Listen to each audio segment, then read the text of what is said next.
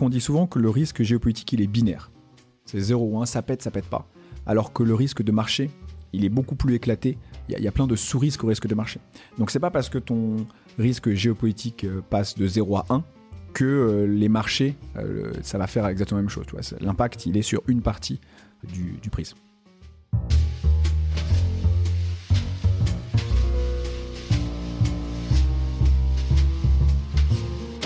Salut, je suis Mathieu Stéphanie et je vous présente La Martingale, un podcast qui vise à explorer le monde de la finance personnelle pour comprendre comment gagner à tous les coups, qu'on ait 200 € par mois à investir ou 5 millions sur son compte en banque.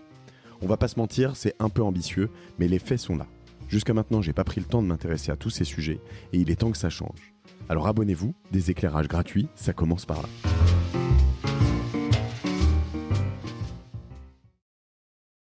Je suis ravi d'entamer cet épisode avec Thomas que je viens de croiser là comme ça un peu par hasard alors que j'étais au téléphone sur mon casque de scooter. En tout cas, merci Mathieu pour l'invitation. Je suis très content d'être là. Et bah écoute, idem, merci d'être venu de Lyon. Alors, tu me vantais aussi les mérites de la ligne 14 qui facilite la vie des Lyonnais, mais pas que. Et qui est nickel. Ouais, très nickel. Propre. Très propre, c'est vrai. On a l'impression dans le métro lyonnais. C'est vrai, c'est ça. Stockholm, Lyon, même combat.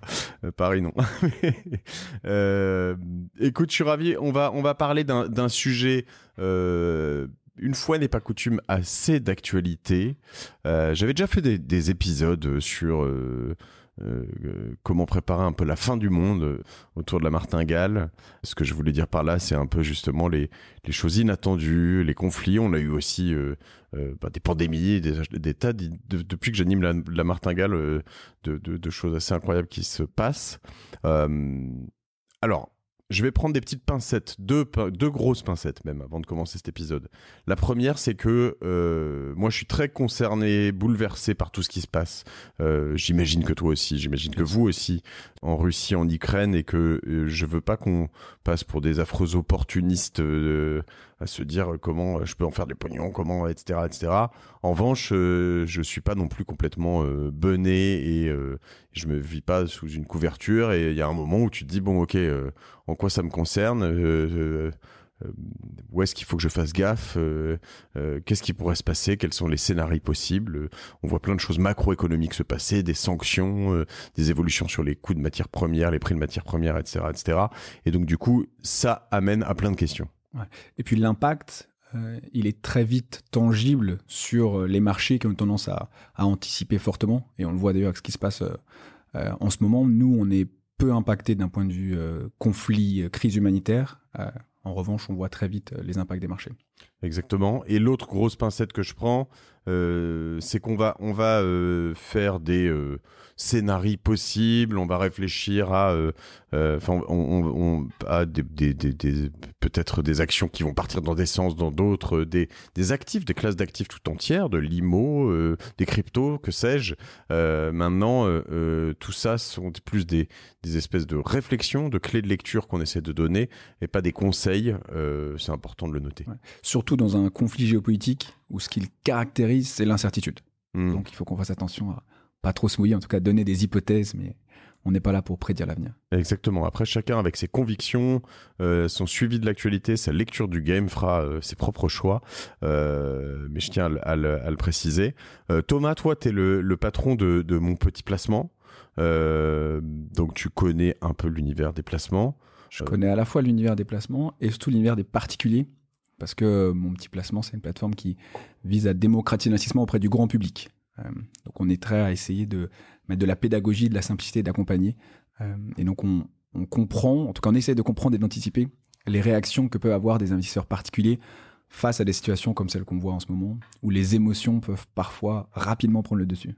Sachant que je pense que déjà chez les professionnels, il peut y avoir beaucoup d'émotions et ça reste des événements uniques, quoi. Je veux dire, en tout cas, surtout dans nos vies à nous d'occidentaux, trentenaires, quarantenaires, cinquantenaires, on n'a jamais vécu ça réellement, donc aussi proche en tout cas. Alors il y a eu des 11 septembre, il y a eu des vagues d'attentats, il y a eu des choses comme ça, mais là on est quand même sur quelque chose qui a une ampleur encore différente. Et donc du coup, et sur les particuliers, en effet, j'imagine que ça faisait assez longtemps que je me disais, mais tout le monde part à fond depuis quelques années avec les grosses vagues des eToro, comment on les appelle certains de leurs concurrents aux États-Unis, Robinhood, etc., à fond dans les placements, les cryptos évidemment, etc. Et puis on attendait un peu que ça se retourne. Qu'est-ce qui se passe quand ça se retourne, quoi? C'est un peu la question. Et puis on l'a vu avec le crack de mars 2020. En fait, il y avait toute une génération qui attendait, entre guillemets, de pouvoir re-rentrer à des points de marché un peu plus bas, parce que depuis la crise 2008-2011, il n'y avait plus de gros cracks. Et donc il y a eu toute cette nouvelle vague des nouveaux investisseurs qui sont rentrés. Les Covid traders, c'est ça? Exactement, les Covid traders. Et là, on est sur un crack en termes de magnitude qui est plus très loin de celui de mars 2020.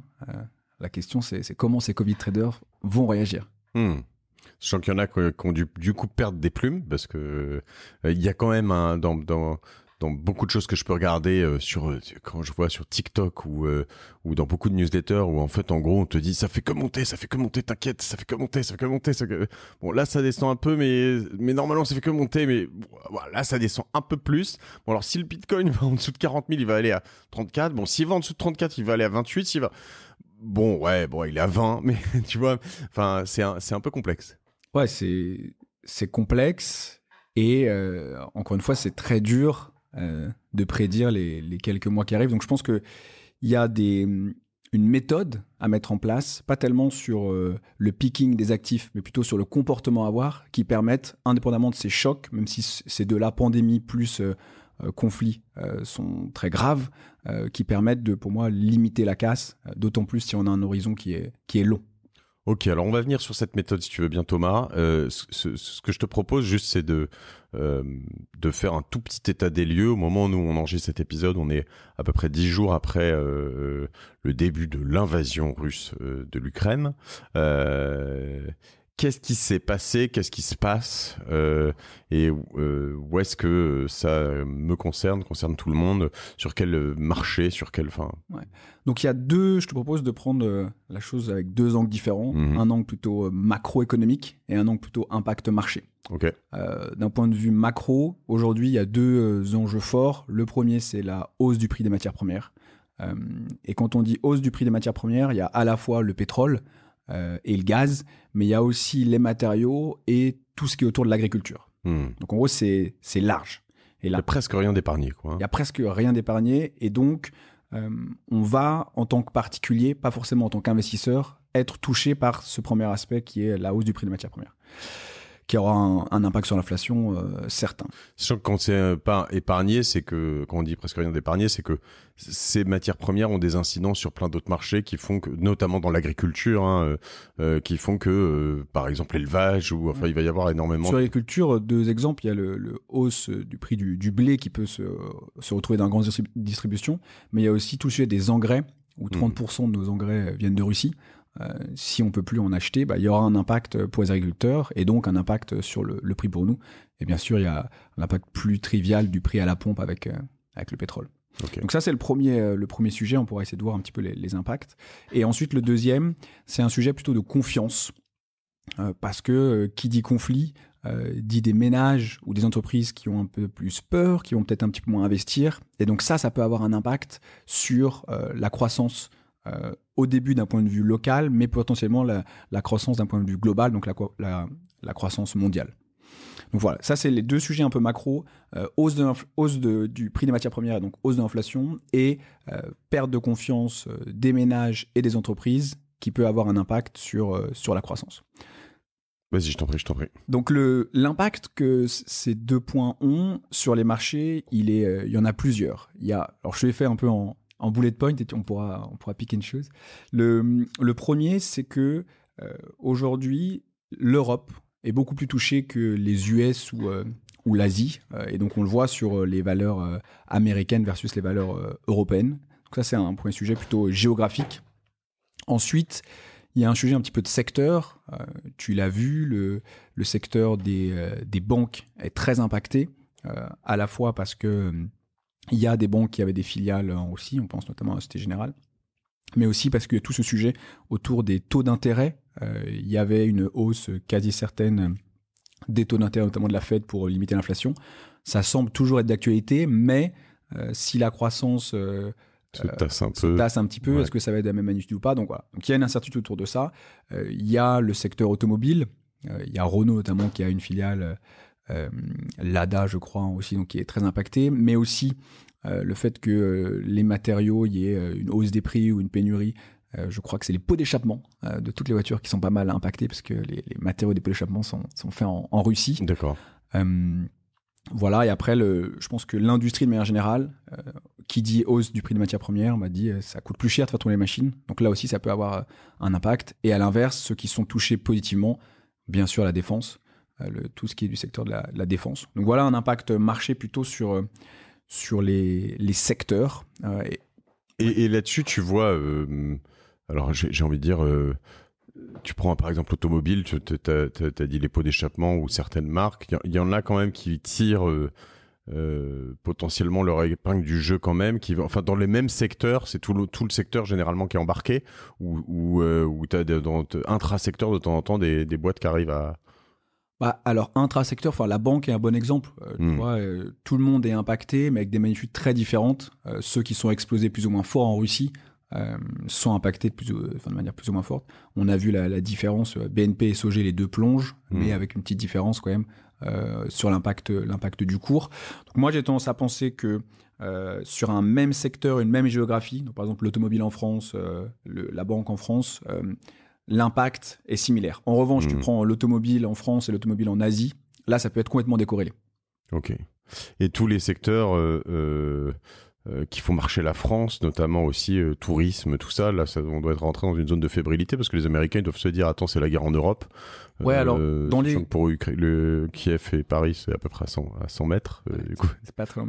Dans les conflits géopolitiques, tu as 3 types de chocs. Le choc local, régional, global. Ouais. Local, c'est Ukraine-Russie dans ce cas précis.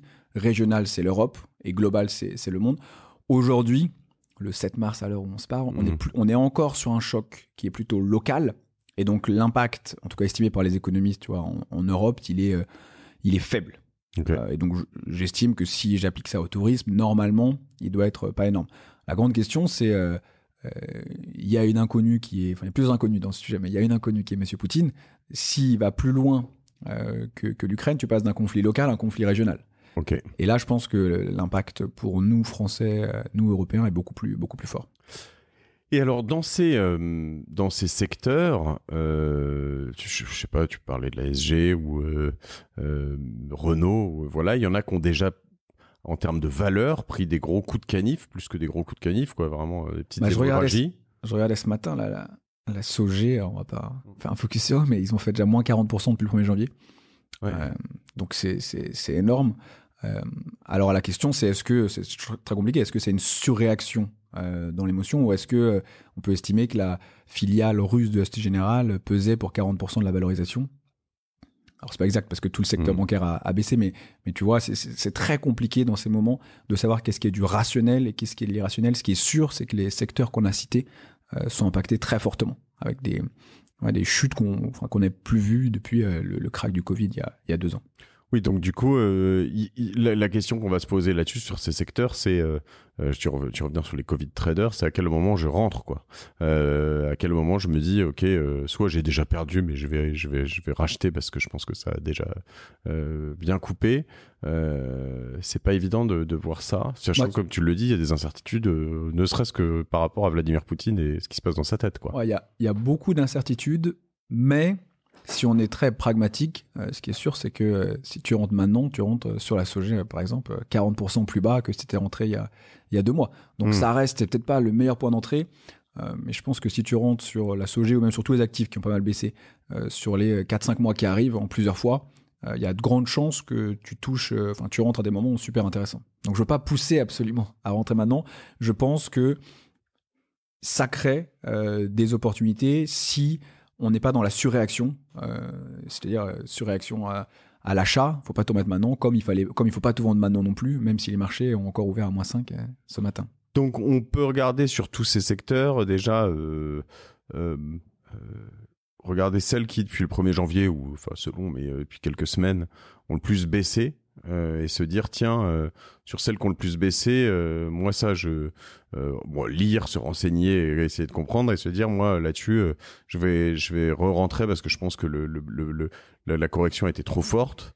Mais pas d'un coup comme tu le dis et se dire en fait dans les jusqu'à septembre prochain si j'ai 1 000 € à investir, je divise en 5 et puis je mets 200 € par mois et je rentre 200 € tous les mois sur telle valeur. Alors, il y a deux choses pour moi, deux questions à bien se poser avant de faire ce que tu dis. Le premier, c'est dans quel état d'esprit je suis. Est-ce que je me mets en mode boursicoteur, enfin trader, auquel cas je vais chercher à faire un coup. Et donc là, il faut que je fasse ce que tu viens de dire, à savoir, je regarde ceux qui ont pas mal baissé et je crois ça peut-être avec une analyse en disant quel va être l'impact de l'inflation sur ces secteurs. Pour moi, c'est les deux choses à regarder. Si à l'inverse, je suis plutôt sur l'épargne, enfin de l'investissement long terme, je veux préparer ma retraite, tout comme ça, là, je pense que je m'en fiche. Je pense que quoi qu'il arrive, je peux commencer à re-rentrer dès maintenant sur un panier d'actions, tu vois, un peu plus large. Et je sais qu'à horizon 5-8 ans, le point d'entrée devrait être pas trop mal maintenant, en tout cas par rapport à ce qu'on a vécu en 2021. Donc tu vois, il faut, avant de décider quelle voie tu prends, te dire qu'est-ce que je recherche. Et potentiellement, si tu es dans l'option 1, te dire aussi si je recherche plus 20%, être assez rigide sur le fait de se dire à plus 20, je vends. Ouais. Ce qui n'est pas facile généralement. Ce qui est pas facile. Mais exactement. Donc si je suis dans l'option 1, là il faut que je sois assez fin dans l'entreprise ou à la limite le secteur que je vais choisir pour miser sur un gros rebond. Parce que bien sûr, si je mise sur tous les marchés actions, le rebond sera un petit peu plus diffus. Tu vois. Alors, si je reste on est toujours sur ton petit 1, avant la perte de confiance des ménages possible ou pas, mais la hausse des matières premières. La difficulté dans tout ça, c'est que c'est un cercle vicieux potentiel. C'est-à-dire que, en fait, que t'aies le nickel, les oléagineux, le pétrole, le gaz, qui s'enflamme, en fait, ça peut embarquer d'autres secteurs, que ce soit sur la production d'automobiles, mais aussi sur la consommation des automobiles, que ce soit sur justement l'agriculture, parce qu'en fait, non seulement il y a des grandes terres agricoles dans ces pays-là, mais en plus, produire, ça va coûter plus parce que l'essence coûte plus. Enfin, c'est vraiment global. Et en plus, on était dans un contexte où l'inflation était déjà très forte. En fait, on était post-Covid, l'économie surchauffait un petit peu. C'est pour ça qu'on a parlé des banques centrales qui allaient potentiellement intervenir. Et là, dans un contexte d'inflation forte, pour d'autres raisons, on remet une pression sur la hausse des prix des matières premières qui peut rajouter de l'inflation à l'inflation. Donc ça, effectivement, c'est pour moi le point, encore une fois d'un point de vue purement financier, qui est le plus à surveiller dans ce conflit, parce que c'est ce qui peut faire passer ce conflit local, en tout cas concentré, à un impact global, parce que comme tu le dis, tous les secteurs sont touchés par la hausse du prix des matières premières et pratiquement toutes les géographies, enfin même les US un jour je pourrais être impacté par ça. Il y avait des choses qui m'avaient paru limpides à l'origine, au tout début de la crise du Covid, qui était notamment le prix de l'essence. Je sais pas si tu te souviens, mais il y a un moment où l'essence était passée en négatif, quoi. C'est-à-dire qu'on te proposait de te payer pour pour stocker de l'échange. Donc tu disais l'essence, donc tu disais ok, j'ai un champ. Bon, alors je sais pas si techniquement tu t'en arrivais là, mais en l'occurrence, tu pouvais être payé pour avoir de l'essence, enfin du pétrole. Et je me disais, en fait, on est dans une sorte d'absurdité de l'histoire. Et donc, il y a bien un moment où ça va repartir. Et si ça repart, enfin, ça va bien être à $50, ça va peut-être être à plus, etc. Et donc, tu vois, si tu achètes un truc... Alors, en termes de mathématiques pures, quand tu achètes un truc négatif, le multiple, pour qu'il passe de -1 à plus 50, je sais pas ce que c'est comme multiple, mais il est compliqué à calculer celui-là parce que voilà, hein, mais ce que je veux dire, c'est que combien même si on dit qu'il était à 0,1 et que tu passes à plus 50, même les cryptos ces dernières années, enfin une partie ont pas fait autant, quoi, tu vois. Je veux dire, et ça semblait, pour moi, c'était clair comme de l'eau de roche. Je pense que je le disais dans certains de ses contenus, enfin j'en suis certain même. Est-ce qu'il y a des choses, certaines choses claires comme de l'eau de roche qui sont en train des absurdités qui sont en train de se passer là ou pas encore? Peut-être que je te prends piège. Ouais, tu me prends un peu piège, mais non, ce qui est sûr, c'est que une bonne protection, un bon hedge en ce moment, c'est justement d'acheter des matières premières, parce qu'on sait que ça augmente beaucoup, donc c'est assez décorrélé du marché action. Donc on dit, tu vois, il y a le franc suisse, l'or et les matières premières, qui sont quand même des classes d'actifs assez différents, mais qui permettent, dans la situation comme on a aujourd'hui, de diversifier et de pouvoir se protéger. Je suis surpris que les cryptos bougent aussi peu. Ça monte, ça bouge toujours énormément, mais comme d'hab en fait, hein, plus 5 moins 5, plus 10 moins 10. Mais c'est marrant parce qu'il y a eu une forte corrélation, je trouve, au début, sur janvier-février, entre un peu la chute des marchés, la chute des cryptos. Et quand même, je trouve qu'il y a eu un rebond un petit peu des cryptos avec cette possibilité, cet espoir, entre guillemets, en tout cas pour les cryptos, de rentrer dans le système bancaire de manière un peu plus massive grâce ou à cause du conflit en Ukraine. Mais effectivement, pour l'instant, on retrouve une volatilité sur les marchés traditionnels énorme et il n'y a pas le même type sur la volatilité des cryptos. Ça va être un bel exercice pour cette crise, pour justement un bon paquet de crypto, quoi, de voir un peu ce qui se passe. Ce qui reste. On dit souvent... c'est quand la mer se retire qu'on voit qu'ils se baignent tout nus. C'est ça, ouais. Pour l'instant, en tout cas, ça tient. C'est intéressant. Ok, sur la hausse des matières premières, je pense on voit un peu l'impact et en effet, comme tu le disais, c'est intéressant de voir le côté très européen de cette crise, mais qui en fait qui gangrène quand même un peu tout le reste, parce que évidemment, je pense qu'en revanche, quand t'es je sais pas moi, c'est jamais si évident, mais un Américain et que tu produis du gaz de schisme ou des choses comme ça, tu dois être assez content quand même en ce moment-là. Il y a des chances que tu profites un petit peu du potentiel embargo qu'il y aura sur le gaz et le pétrole russe. Est-ce que tu es content si financièrement, en tout cas, tu devrais en profiter. À voir, à suivre. Concernant la perte de confiance des ménages, parce que derrière, en effet, on a tous ces pans de l'économie qui sont moins régis par une immédiateté. Je pense notamment à l'immobilier, à un certain nombre de ces... en particulier l'immobilier. Qu'est-ce qu'on voit, qu'est-ce qu'on ressent? C'est encore trop tôt? Je pense que pour ce deuxième sujet là, qui est la perte de confiance, c'est un peu ce qu'on a vu au Covid, mais de manière moins importante. Au Covid, on a vu avec l'épargne Covid, les gens vraiment ne savaient pas de quoi demain allait être fait, donc ils ont arrêté d'investir, ils ne pouvaient même plus faire de leurs loisirs. Là, alors je pense que ce sera une magnitude plus faible, en tout cas j'espère, mais c'est un petit peu cette peur qu'on peut retrouver, tu vois, de dire j'ai entendu menace nucléaire, alors on ne sait pas si c'est les médias, si c'est réel ou pas, mais du coup tu peux dire oula, je flippe un petit peu, j'investis moins, que je sois un particulier, donc pour les consommateurs, mais aussi quand tu es une entreprise. Et donc c'est cette peur, tu vois, cette peur de une petite perte de confiance qui peut avoir un impact sur les investissements et du coup un impact et sur la consommation des ménages et du coup un impact sur la croissance. Et ça, c'est toujours dur dans un contexte de guerre de mettre du rationnel, en tout cas de rassurer les gens parce que c'est incertain.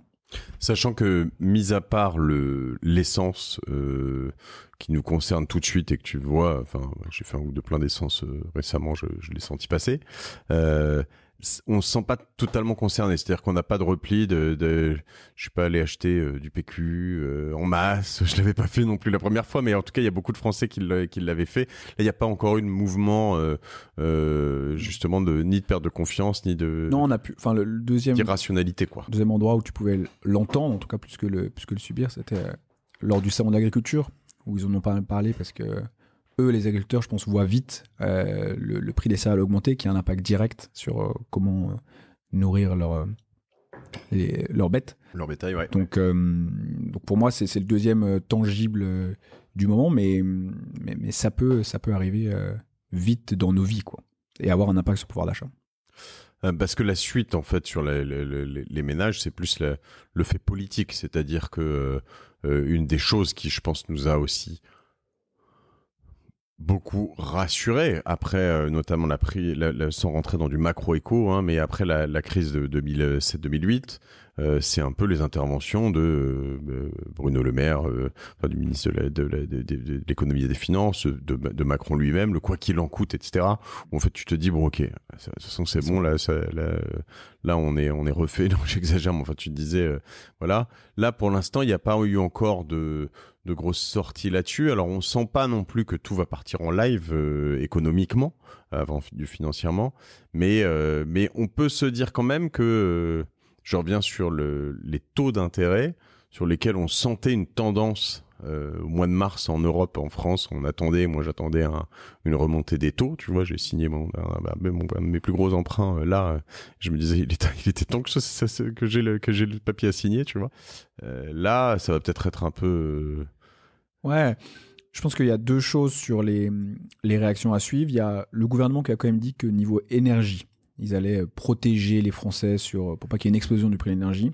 Donc c'est pas un plan à 100 milliards comme pour le Covid, mais c'est un premier signal qui montre qu'ils vont essayer d'être proactifs sur ça.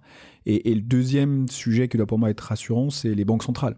On a vu qu'elles ont été très réactives, très accommodantes pendant la crise Covid. Donc on peut espérer que si pour X raison il y a un scénario de récession qui se trame parce que grosse inflation, parce que hausse du prix des matières premières, elles seront encore là pour accompagner l'économie. Donc c'est ce qui fait qu'il faut encore une fois croire en l'avenir, même si les quelques mois qui arrivent sont très compliqués.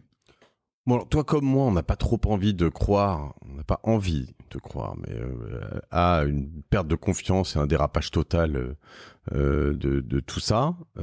Maintenant, imagine que ça nous arrive ou que, en fait, finalement, certains de nos auditeurs ont envie d'y croire, disent, en fait, on est à l'aube d'un gros virage, on va se prendre un gros carton dans la gueule. Qu'est-ce qu'on fait dans ces cas-là? Comment je panique?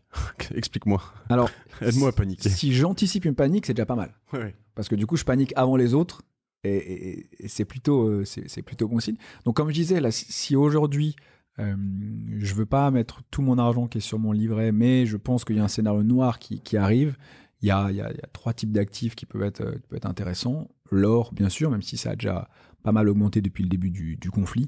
Je regardais un truc sur le franc suisse aussi, qui est une devise assez neutre, enfin comme peut l'être le dollar, une valeur plutôt refuge. Et le prix des matières premières. Alors là, le prix des matières premières, le pétrole a déjà fait plus 60% depuis le 1er janvier, donc ça a déjà explosé.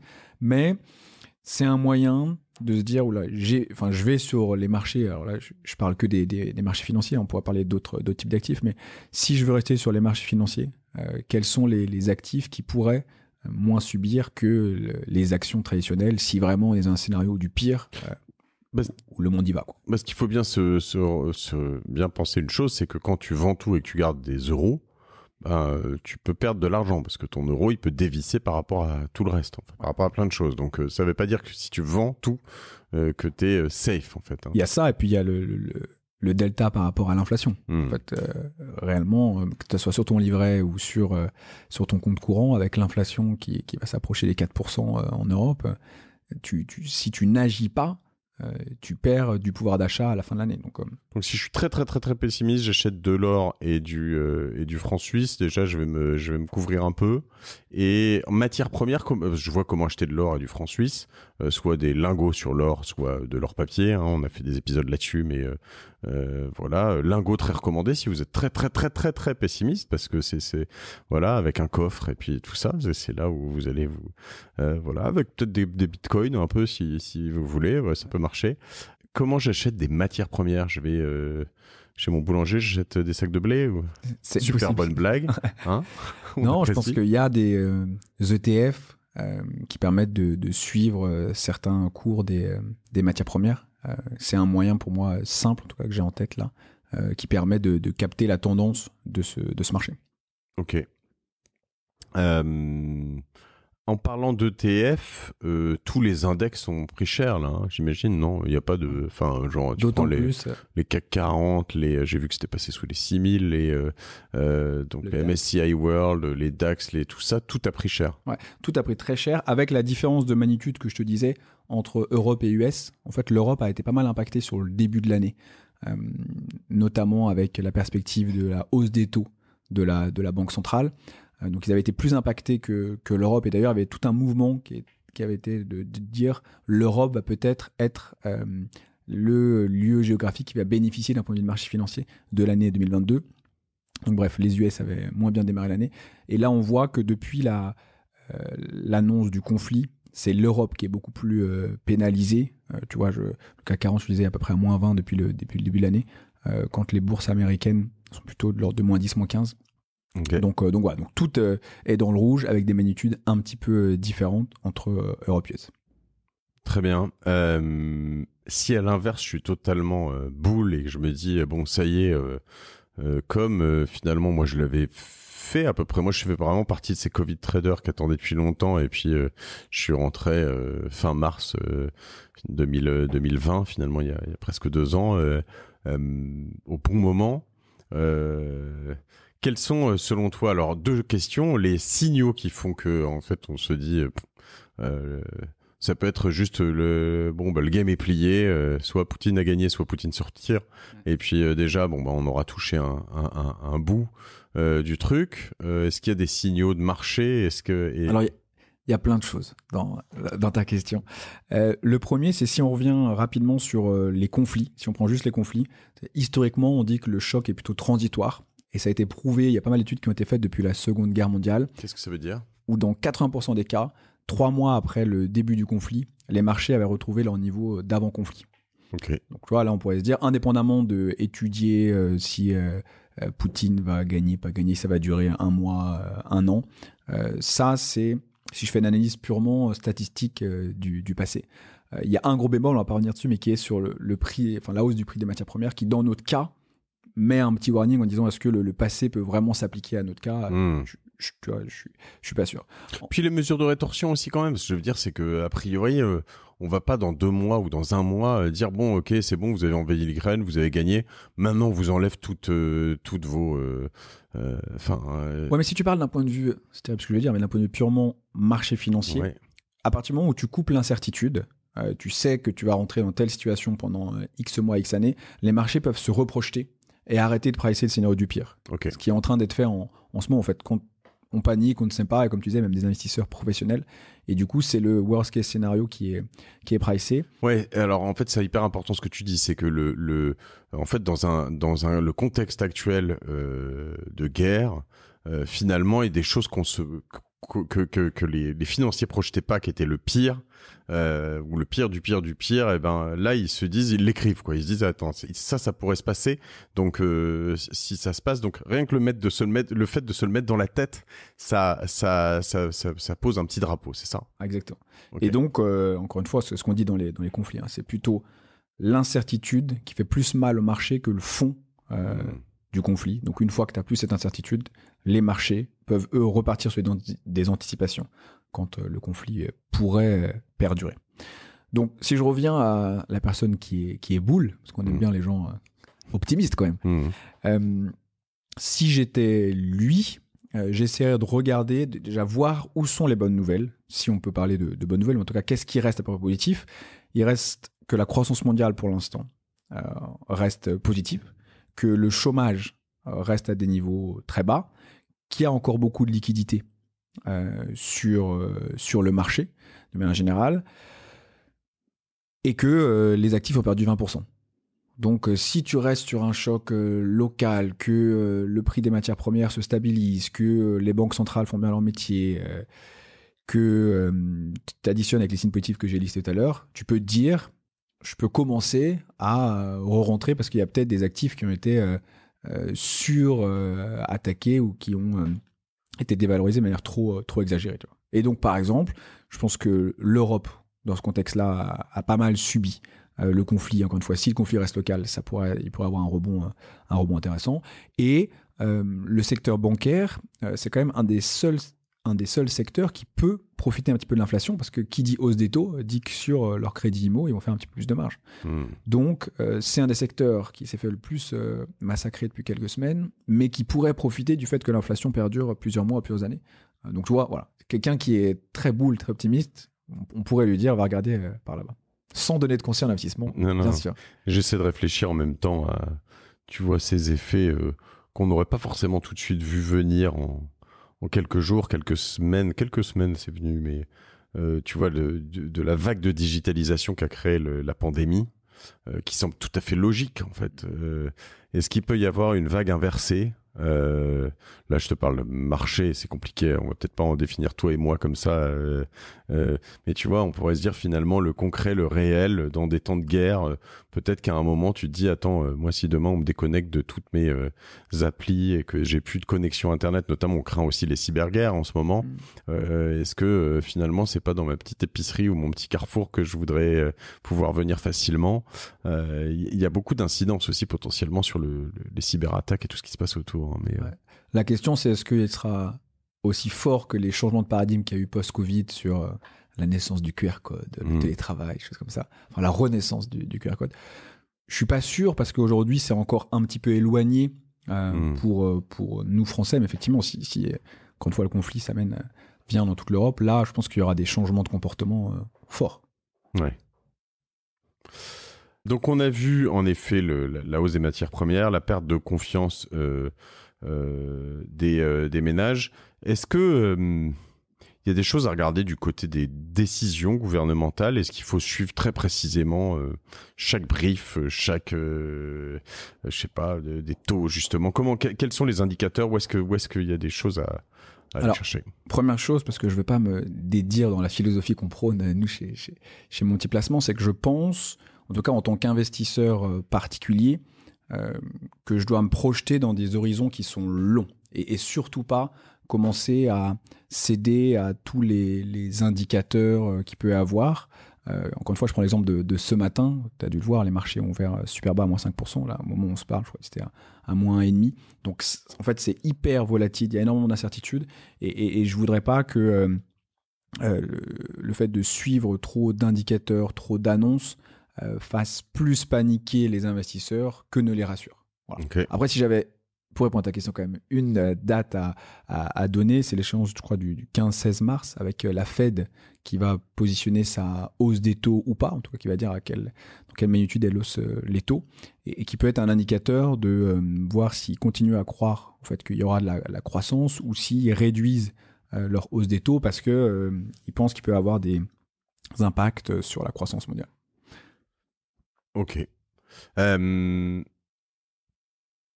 Qu'est-ce qu'on a appris des autres conflits? Est-ce que c'est des choses que vous regardez, vous, de votre côté, justement? Alors, on a parlé un peu de la pandémie, mais est-ce qu'on peut aller remonter jusqu'à la Seconde Guerre mondiale? Est-ce que en fait, c'est tellement plus du tout, le monde a tellement changé que ça n'a plus rien à voir? Alors, donc, j'ai regardé en préparant bien ce podcast un petit peu ce qui s'était passé sur différents conflits. Après, il y a deux bémols. Le premier, c'est l'enchaînement pandémie puis conflit, qui est, je pense, pas modélisé. Et le deuxième, c'est qu'on était dans un contexte début 2022 de très forte inflation, où donc il fallait agir. Et donc là aussi, tu vois, ça peut changer un petit peu les statistiques. Si je te prends des exemples, il y en a deux qui, je trouve, sont assez parlants. Le premier, c'est la guerre en Irak. Parce que la guerre en Irak, à la fois c'est un conflit, mais aussi il a eu un impact sur la hausse des prix du pétrole. Je crois que ça a eu une augmentation de 40% quand ils ont déclaré la guerre en 2003. Ok. Et là, en un mois, les marchés avaient repris le niveau d'avant guerre en Irak.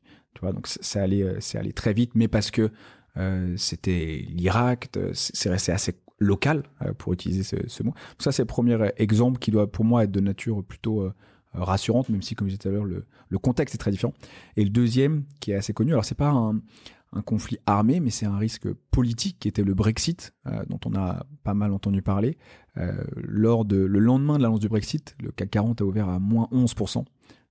Et un mois plus tard, il était déjà revenu à ses niveaux d'avant Brexit. Donc tu vois, quand tu prends les exemples passés, il y a aussi Trump, où Trump, il y a eu beaucoup de bruit avant l'élection, quand la probabilité de son élection augmentait, mais post-élection, ça a fait que... les marchés financiers l'adoraient, lui. L'adoraient. Ouais.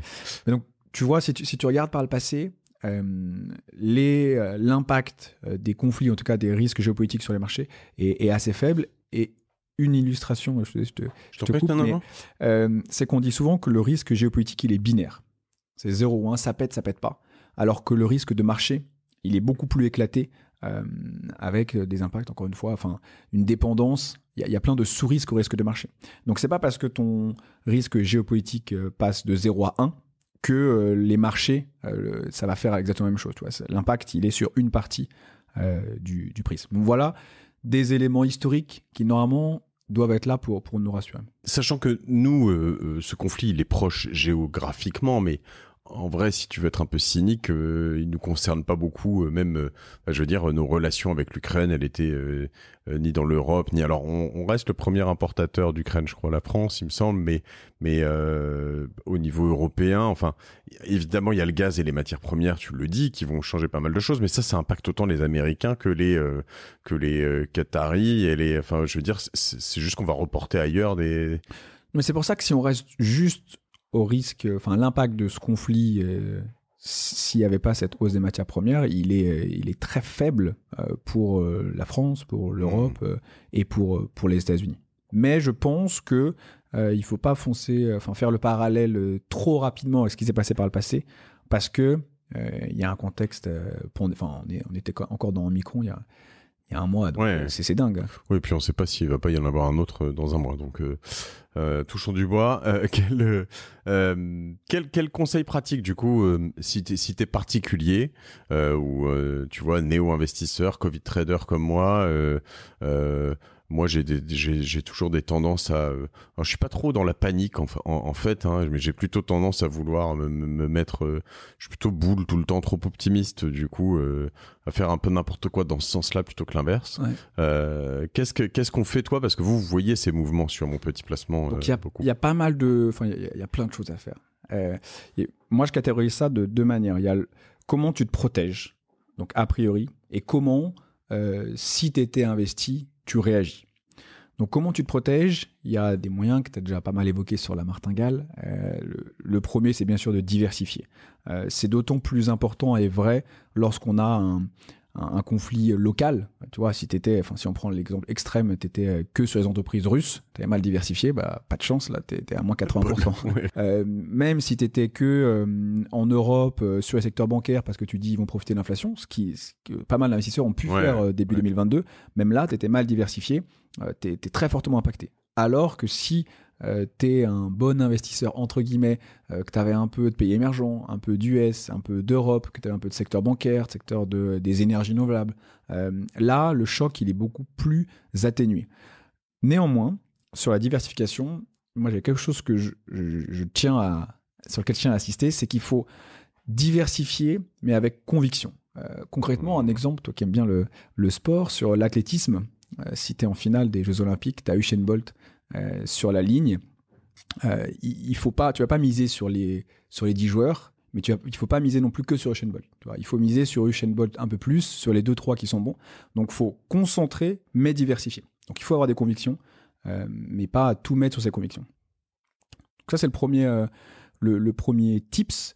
Le deuxième, c'est essayer de mettre des choses en place pour être le plus rationnel possible. Alors pour ça, il y a plein d'éléments là aussi que tu as pas mal évoqué sur la martingale, que je vais redire rapidement, mais mettre en place des versements réguliers, c'est très important. Et même plus, nous on dit qu'il faut fractionner son entrée. C'est-à-dire que si là, j'avais 10 000 € à mettre, j'ai mon bonus de mars, surtout, même si on peut penser que c'est un choc transitoire, surtout ne pas rentrer en une fois, fractionner son entrée, lisser son risque sur les, comme on disait, 6, 10, 12 mois qui arrivent. C'est le plus difficile ça, parce qu'en fait, t'as toujours envie d'avoir raison, et en plus une fois de temps en temps t'as raison, donc tu diras mais regarde, je l'ai pas fractionné celui-là, et puis j'ai fait plus 40%, donc je l'aurais fractionné. Mais surtout que statistiquement, t'as plutôt intérêt à tout mettre d'un coup que de lisser. Mais, et c'est ce que les statistiques ne disent pas, c'est que ça ne prend pas en compte les émotions des investisseurs. C'est sûr que si t'es parfaitement rationnel, tu rentres toujours, dès que tu as une grosse somme, tu la mets. Mais, tu vois, si quelqu'un était rentré il y a un mois, il a mis ses 10 000 €, lui, il y a des chances qu'il prenne ses moins 1% qui sortent. Ça fait mal. Donc, je pense qu'il ne faut pas vouloir offrir forcément le meilleur des mondes à tout le monde, mais un bon monde. Nous, on prend souvent l'exemple en voiture, tu vois. Si aujourd'hui, tout le monde n'a pas besoin d'avoir une Ferrari. Mais si tout le monde roule en Q5, je pense que les gens seraient très contents. Et c'est exactement pareil avec le fait de rentrer en plusieurs fois. Tu n'es pas obligé de vouloir absolument rentrer au point le plus bas. Rentre en plusieurs fois, tu vas capter la tendance des marchés sur le long terme, et c'est déjà très bien. Et en plus, tu limites le risque que tes émotions te dépassent. Très clair. Tout ça, c'est le deuxième chose à mettre en place. Troisième, classique aussi, mais c'est d'investir de l'argent dont tu n'as pas besoin pour vivre. Si tu sais que ce que tu as investi, c'est pour dans 5, 8, 10 ans, que ça ne t'empêchera pas de dormir, alors normalement, ce qui se passe en ce moment, tu t'en fiches. Enfin, tu te dis, ok, c'est normal, c'est presque une opportunité parce que ça me permettrait, si j'ai mis en place des versements réguliers, de moyenner mon prix d'achat à la baisse. Ok. Ensuite, hésite pas si tu veux. Non. Autre élément pour moi à mettre en place, c'est mettre une règle. Nous, on dit 10%. Donc, en fait, dès que le marché baisse de 10% depuis son plus beau sous 1 ou 2 mois, hop, automatiquement, il faudrait que tu puisses avoir un mécanisme pour remettre de l'argent. Ça évite de te poser la question, est-ce que c'est le bon, c'est pas le bon moment. Tu sais des règles, quoi. Ouais, exactement. T'exécutes. Et donc, tu sais que dans ce moment où les émotions peuvent être très fortes, t'éviteras de faire des bêtises. Un exemple, nous, on parle beaucoup de nourriture. Alors, j'ai une petite digression, mais à nos investisseurs, tu vois, si t'as faim, et tu vas au supermarché, tu vas acheter la raclette parce que c'est cette saison, on sait très bien que les quantités que tu vas commander si tu as faim et que tu vas faire tes courses, elles vont être beaucoup plus importantes que si tu étais parfaitement rationnel et tu y allais post-déjeuner. C'est exactement pareil quand tu es investisseur. Si tu as peur, si tu es cupide, tu sais que l'ordre que tu vas passer va potentiellement pas être le meilleur pour la suite. Donc voilà, tout ça, c'est des moyens de mettre du rationnel et de maîtriser tes émotions a priori, donc avant de faire ton investissement. Compris. Maintenant, si tu es à posteriori, donc tu as déjà investi, tu es collé, tu es à moins 15, moins 20 depuis le 1er janvier, qu'est-ce que je peux te dire pour essayer de réagir et de ne pas avoir peur? La première chose, c'est... Alors, il y a un petit biais, un petit placement, tu vois, mais je pense que c'est bien de passer par un professionnel. Parce que lui, il aura mécaniquement moins d'émotions que tu ne pourras avoir parce que c'est pas son argent. Et donc, il pourra être plus rationnel dans les conseils et dans les décisions qu'il va prendre. Donc ça, c'est un premier sujet. Le deuxième, c'est que je pense qu'il faut voir ces moments comme une opportunité de baisser son prix moyen d'achat plutôt que de vouloir vendre, parce que quand tu vends, t'actes ta moins-value, alors que quand tu re-rentres, ou alors que quand tu arbitres d'actifs moins risqués vers d'actifs risqués, tu permets de plus profiter du rebond. D'ailleurs, si on s'arrête un petit peu sur ça, tu sais, on dit souvent qu'il faut rentrer régulièrement, une fois par mois, c'est plus simple. Je pense même que si je suis un petit peu actif, même si je vise long terme, ça peut être intéressant de réduire un petit peu la fréquence d'intervention. Tu vois, dire par exemple, là, c'est vraiment, il y a une grosse volatilité, c'est très chaud, je pourrais rentrer une fois toutes les semaines. Parce qu'on le voit, en une semaine, le marché peut faire plus ou moins 10%. Donc, tu pourrais dire, je rentre très régulièrement, puis dans 1 ou 2 mois, je rentre toutes les 2 semaines, et après, je rentre une fois par mois. Super intéressant, ouais. Donc, je pense qu'il faut adapter son DCA, enfin, c'est le dollar cost averaging, à la volatilité qu'on peut avoir. Et en ce moment, moi, je pense que ça peut être pertinent de rentrer peut-être une fois par semaine. Même si, encore une fois, je suis plutôt pour viser long terme et ne pas être trop proactif. La volatilité est tellement forte que ça permet de rentrer à des niveaux intéressants. En tout cas, tu paniques pas et tu vends pas tout nécessairement tout de suite, quoi, si tu es très engagé.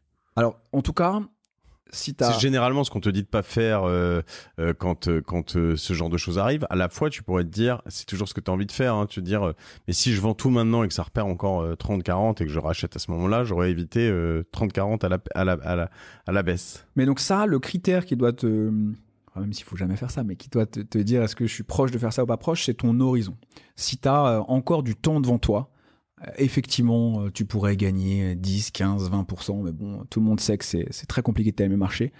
Donc, tu vas prendre le risque de sortir à un moment où on est déjà à moins 20. Si, je dis n'importe quoi, la Fed ne rehausse pas assez tôt, si c'est la fin du conflit et que le marché prenne plus 15, tu auras l'air un petit peu marron. En revanche, le seul cas de figure où tu peux te poser des questions de comment je réagis, c'est si tu arrivais à la fin de ton horizon d'investissement. L'argent que tu avais investi il y a 5 ans, c'était pour faire un achat immobilier. Tu en as besoin dans 1 an.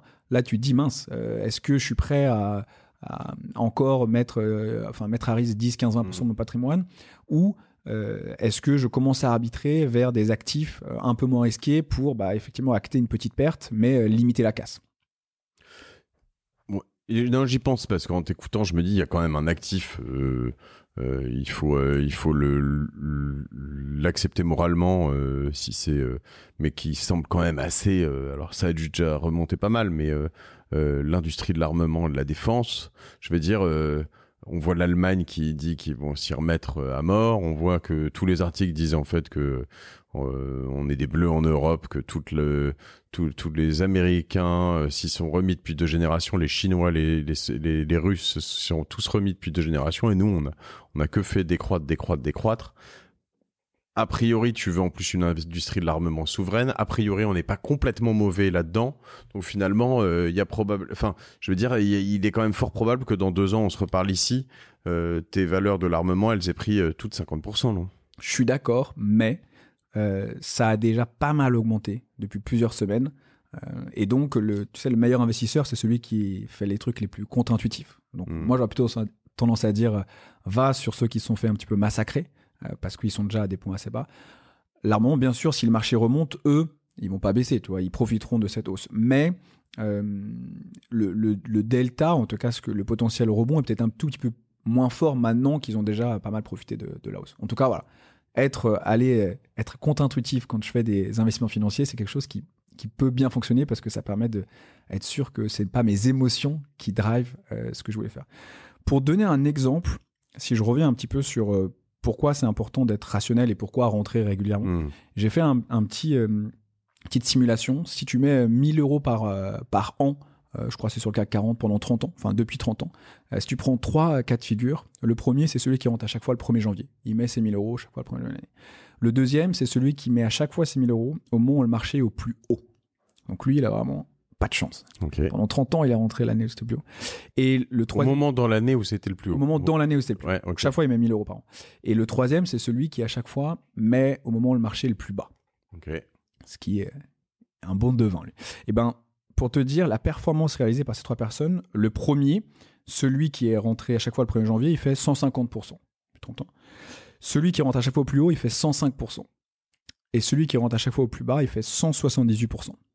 Donc, ce que ces 3 chiffres nous disent, c'est que déjà, quand tu investis sur le long terme, ça permet de capter, peu importe ton timing de marché, de capter la croissance. Mais ça veut surtout dire que le delta entre celui qui rentre le 1er janvier et celui qui rentre à chaque fois au moment le plus bas, il n'est pas énorme versus ce delta entre celui qui rentre le 1er janvier et celui qui rentre à chaque fois au plus haut. Donc, pour moi, il ne faut pas prendre le risque. Et en plus, celui qui rentre au plus bas, on sait tous que c'est très, très compliqué à chaque fois de capter le point bas. Donc, pourquoi prendre le risque de vouloir timer le marché pour un gain de 20%, en tout cas sur 30 ans, alors que tu peux te mettre en mode pilote automatique, ne pas te poser de questions et avoir une performance super acceptable. Là, on est sur le CAC. Là, on est sur le CAC 40. Okay. Intéressant. On a pas mal d'enseignements. Je pense qu'on a fait un bon tour du sujet.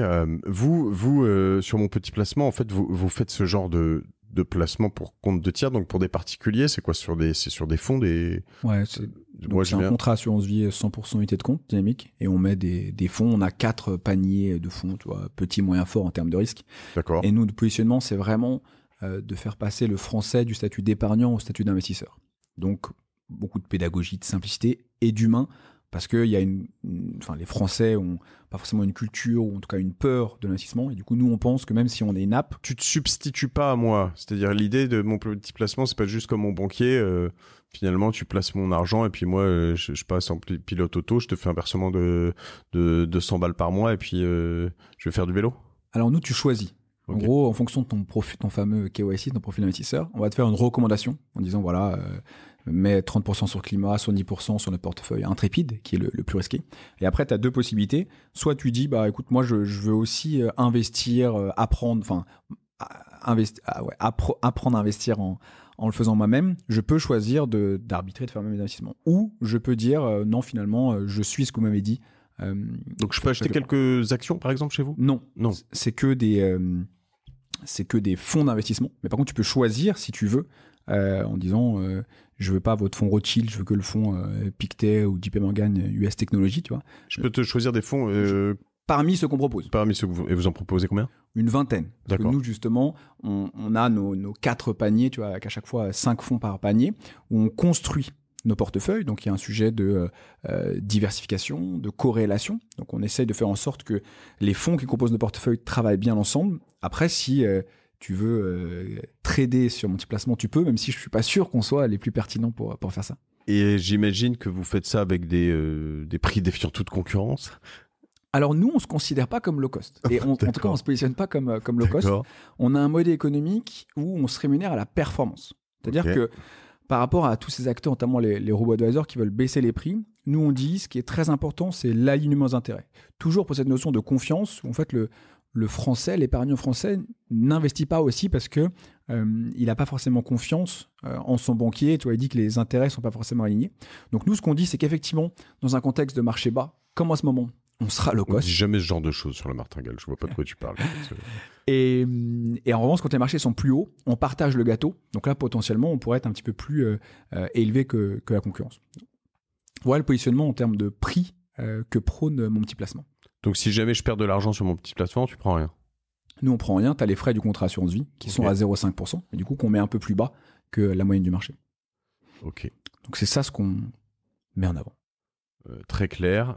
Et je peux faire un autopilote. Tu fais des trucs avec des prélèvements auto ou des choses comme ça. Fortement recommandé. C'est 92% de nos 15 000 clients à date qui mettent en place ces versements réguliers. Bon, généralement, je demande à mes invités de me faire un petit code promo ou un truc comme ça, mais tu peux rien m'offrir du coup dans tout ça, si? Alors si, je peux t'offrir une réduction de 15% de ta performance. Enfin, parce que du coup, on prend un pourcentage de tes gains. Ok. Et donc, ce taux qu'on prend... Qui est de l'ordre de combien du coup? Qui est de l'ordre, alors qui varie. Quelqu'un qui met 10 000 euros, ça va être 5% de ses gains. Quelqu'un qui met 300 euros, c'est plutôt être 20% de ses gains. Ok. Donc l'idée, c'est de dire, plus tu investis sur mon petit placement, plus la commission qu'on prend diminue. Ce qui sont logique. Et donc, bien sûr, je pourrais te faire avec le code Martingale, donc... Exactement. Martingale, tu auras 15%, du coup, je te donne en live, de réduction si tu utilises ce code sur la commission multiplacement. Eh ben très bien. Écoute, c'était passionnant. Ce qu'on retient principalement, c'est qu'on regarde donc par secteur et puis les matières premières. On regarde au niveau macro un peu, évidemment, on suit un peu tout ça. Si selon soit des décisions de la Fed, des décisions de l'Europe, etc., etc. On regarde évidemment l'évolution du conflit parce que ça aura un gros impact. J'ai beaucoup aimé l'approche sur les incertitudes. Dès qu'on en a moins, ça va repartir. En fait, c'est un peu l'idée normalement. C'est complètement l'idée dans un conflit. Donc du coup, une fois qu'on passe cette phase d'incertitude, qu'on souhaite passer très rapidement d'ailleurs, et ben on peut s'y remettre. On essaie de garder la tête froide. Et on met en place une petite méthode pour nous aider dans les moments compliqués comme on vit en ce moment. Très bien. Et puis moi, mon conseil aussi, c'est de pas rester les yeux rivés sur vos chaînes d'infos en continu et tout ça, parce que moi, les 2-3 premiers jours, ça a été un enfer. En plus, j'étais malade, c'était affreux. J'ai essayé de suivre ça dans tout, tu vois, avec à la virgule près tout le temps. Et en fait, à un moment, je me suis dit, attends, c'est très important. C'est pas parce que je regarde moins que je m'en fous, tu vois. Parce qu'il y a un moment où, en fait, quand tu regardes beaucoup, tu te dis, ça te décomplexe. Tu te dis, bon, ça veut dire que je suis dedans, je suis préoccupé. Alors que je suis pas du tout en train de dire, on s'en fout, les gars, regardez pas ça et puis regardez vos finances perso et allez faire de la course à pied. Je dis juste que en fait c'est pas en regardant plus qu'on est plus concerné, en tout cas c'est important, et c'est pas aussi à ce moment-là qu'on prend des décisions, je pense, rationnelles dans bien des pans de sa vie, pas que la finance. Ça c'est clair. Nous on pénalise pour info les clients qui regardent leur compte trop souvent. C'est vrai. Ouais. On leur met un mauvais score. C'est bien. Bah oui, parce qu'en fait c'est ceux qui sont plus fébriles généralement, en fait. Ouais. Ah bah, t'es sûr que ta décision elle va être drivée par ton bide, par tes émotions, plus que par vraiment ton intellect. Donc, c'est dangereux. J'espère que vous entendez bien ça, en fait. Non, mais c'est très important, en l'occurrence. Ouais. Je pense que plus t'as les yeux rivés sur tout ça, plus... Et c'est normal. Ouais. Donc, détache-toi et ça t'aidera à être un meilleur investisseur. Très bien. Est-ce que t'as une martingale, toi, Thomas ? Un petit péché mignon dans les placements Non, moi, je suis content quand les marchés baissent, parce que je sais que c'est une opportunité. Voilà ma martingale. L'immobilier lyonnais, non, c'est pas L'immobilier lyonnais, non, pas encore. En tant que jeune entrepreneur, j'ai pas encore goûté à ça, mais l'investissement dans les startups, ça c'est peut-être mon péché mignon. Très bien. Pareil, il y a un truc qu'il faut bien connaître aussi, parce qu'on peut vite se brûler les doigts, et aussi bien diversifier, parce que rares sont ceux qui, en faisant un shot, ont réussi à trouver le bon, sur le private equity. Merci Thomas, on te suit sur LinkedIn, Thomas Perret, comme le Valois Perret, exactement, tu l'as dit tout à l'heure, comme Pierre ou sur Perret. Insta. Ou sur Insta aussi, Thomas Perret. Le compte Mon Petit Placement. Ok, compte Mon Petit Placement. On essaye d'être... j'ai repris la main sur le compte Mon Petit Placement, donc on fait vivre de l'intérieur. Très bien. description. Donc tu verras, il y a peut-être une photo de tous les deux sur notre compte Insta. Eh ben avec plaisir. Écoutez, mon petit placement avec un code La Martingale et puis voilà, vous aurez 15% de vos frais en moins en plus. J'aurais négocié ça à vie, j'aurais négocié ça pour vous. La vache, allez-y quoi. Allez, merci Thomas. Merci beaucoup Mathieu. Merci à vous tous. J'espère que ça vous aura ouvert les yeux, plus rassuré, en tout cas permis de faire vos propres convictions là-dessus. Je pense que en effet, l'important c'est bien de rester la tête froide et de continuer à tester des choses un peu partout. Et en effet, pendant cet épisode, je surveillais du coup un petit peu les hauts, les bas, etc. En fait, c'est n'importe quoi ce qui se passe, donc il faut juste prendre ce recul nécessaire, quoi. Voilà. Merci à vous tous et à la semaine prochaine sur La Martingale. Salut. Merci Mathieu.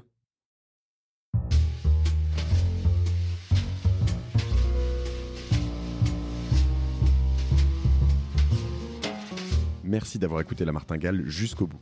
Si cet épisode vous a plu, n'oubliez pas de le partager autour de vous, de vous abonner à la newsletter sur lamartingale.io et si vous trouvez 5 petites minutes, de mettre une note 5 étoiles ainsi qu'un commentaire sur Apple Podcast.